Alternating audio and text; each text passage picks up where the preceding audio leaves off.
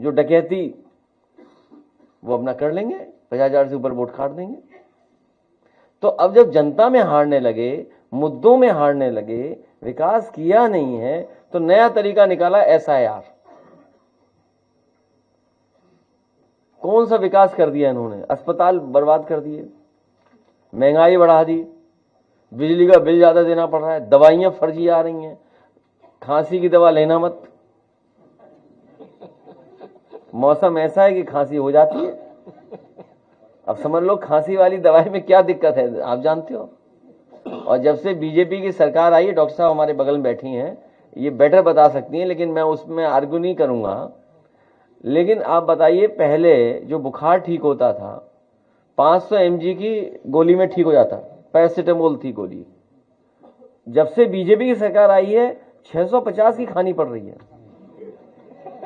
और तब भी नहीं बुखार उतरता है। ये क्या हो गया बताओ, हो क्या रहा है ये?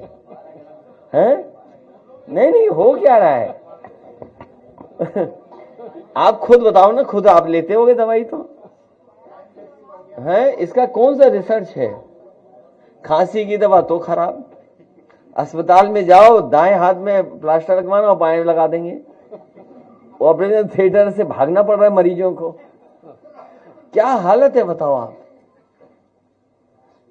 ये हालत है, सोचिए। और करप्शन तो आप जानते हो किस लेवल पे है करप्शन, हाईएस्ट करप्शन है, पीक पे। इतना करप्शन कभी उत्तर प्रदेश में नहीं हुआ जो हो रहा है। तो जब ये सब मुद्दों का सामना नहीं कर पा रही है सरकार, और अब समय बचा नहीं सरकार के पास, नदी साफ करेंगे, गंगा मां गंगा को साफ करने का बंगाल तक जाएगी, आपके यहां तक बताया कि वहां तक अब जाएगी मां गंगा। बीजेपी वाले जाने कितना आगे का सोचते हैं। अब सोच रहे हैं 2047 में सब ठीक होगा।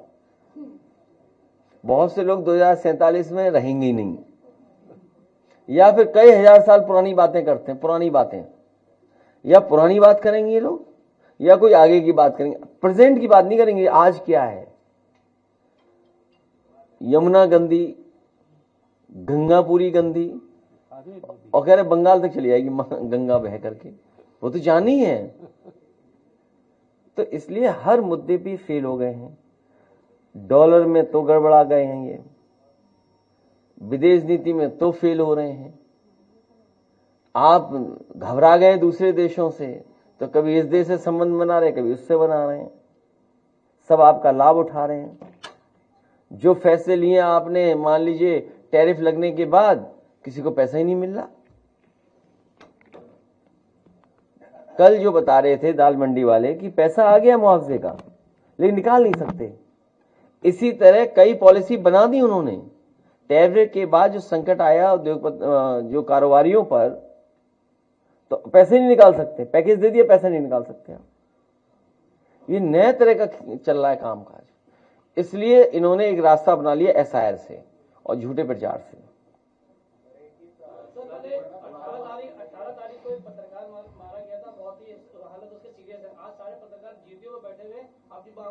मैं उनके पूरे पत्रकारों के समर्थन में हूं, और उनकी मांग मानी जाए, न्याय मिले, कानूनी कार्रवाई हो, और अगर कोई सरकार की तरफ से आर्थिक मदद भी हो, इलाज से लेकर और सुविधाएं भी देनी चाहिए।